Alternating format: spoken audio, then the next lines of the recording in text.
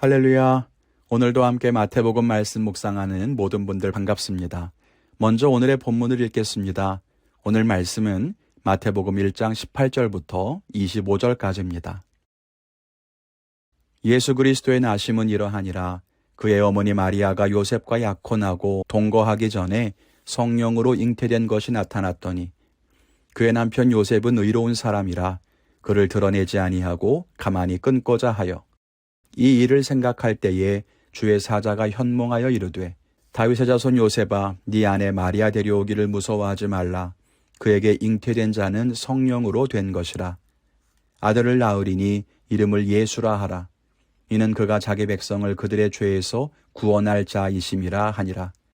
이 모든 일이 된 것은 주께서 선지자로 하신 말씀을 이루려 하심이니 이르시되 보라 처녀가 잉태하여 아들을 낳을 것이요 그의 이름은 임마누엘이라 하리라 하셨으니 이를 번역한즉 하나님이 우리와 함께 계시다 함이라. 요셉이 잠에서 깨어 일어나 주의 사자의 분부대로 행하여 그의 아내를 데려왔으나 아들을 낳기까지 동침하지 아니하더니 나음의 이름을 예수라 하니라. 아멘. 오늘 본문에는 예수님의 탄생에 대한 이야기가 기록되어 있습니다. 우리가 흔히 성령 잉태라고 부르는 이야기죠. 예수님의 어머니 마리아는 성령으로 잉태되었습니다. 하나님께서는 천사를 통해 마리아와 요셉에게 각각 이 사실을 알려주셨습니다. 이 마태복음에는 요셉이 천사를 만난 이야기가, 또 누가복음에는 마리아가 천사를 만난 이야기가 각각 기록되어 있습니다. 그런데 여러분 생각해 보세요. 처녀에게 천사가 나타나서 네가 성령으로 잉태될 것이다 라고 말했을 때 마리아가 얼마나 당황했을까요? 또 그 약혼자인 요셉에게 천사가 나타나서 네 약혼녀가 성령으로 아이를 가졌다라고 말한다면 요셉의 입장에서 얼마나 화가 나고 당황했겠습니까? 오늘 이 본문을 통해서 몇 가지 생각해보고 함께 은혜를 나누려고 합니다. 오늘 성경 본문 19절에 보면 요셉을 가리켜 의로운 사람이라고 표현합니다. 요셉의 어떤 점 때문에 요셉을 의로운 사람이라고 부르는지 몇 가지 생각해 보겠습니다. 첫째, 요셉은 사랑과 긍휼의 사람이었습니다. 요셉은 천사를 만나기 전에 마리아가 잉태했다는 소문을 먼저 듣게 됩니다. 유대의 율법에 따르면 혼외 임신을 했던 마리아는 요셉이 이를 문제시했을 경우 돌을 던져 죽이는 벌을 받아야만 했습니다. 그러나 요셉은 19절 말씀에 보면 이것을 드러내지 않고 조용히 파혼하려고 했습니다.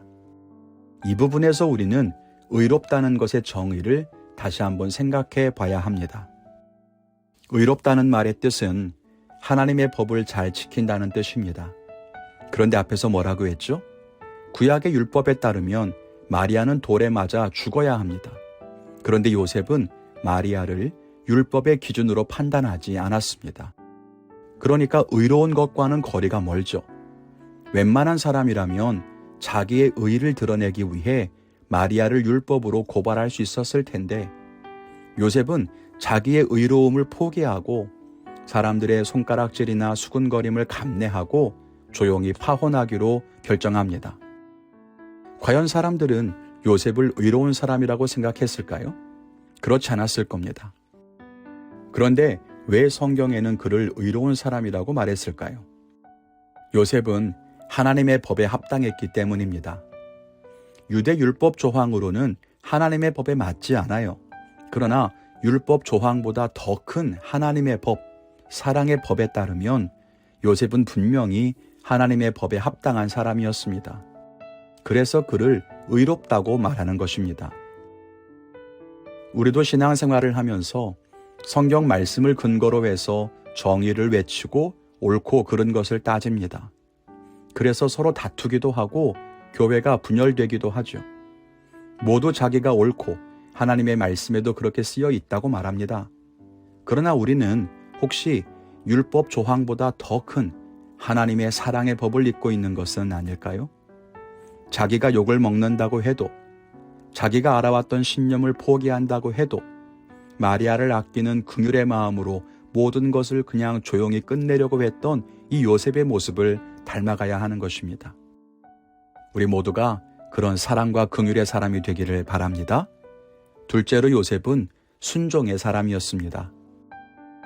하나님의 천사가 나타나 요셉에게 마리아가 잉태한 것이 하나님의 능력 때문이라고, 남자 없이 성령으로 잉태한 것이라고 알려주자 요셉은 마리아의 잉태 사실을 그대로 받아들입니다.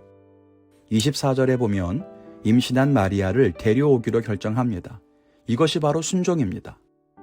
요셉을 의로운 사람이라고 할 수 있는 가장 중요한 부분은 바로 이 순종하는 태도입니다.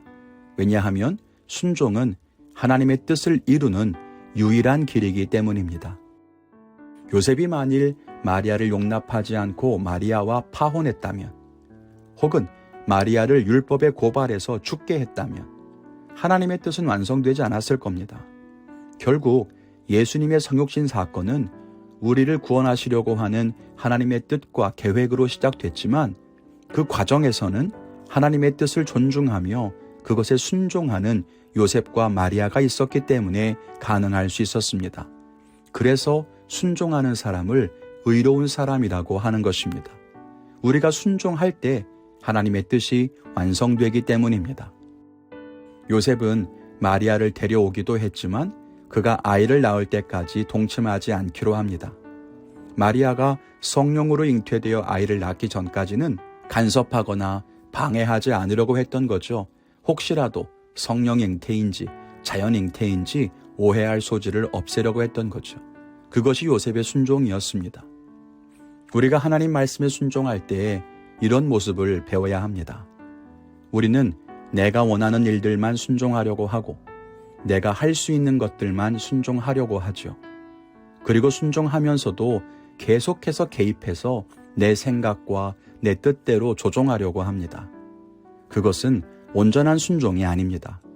우리의 모든 생각과 방법을 내려놓고 오직 하나님이 일하시도록 순종하는 것이 진짜 의로운 사람의 모습임을 알아야 할 것입니다. 여러분은 오늘 말씀에서 무엇을 깨달으셨습니까?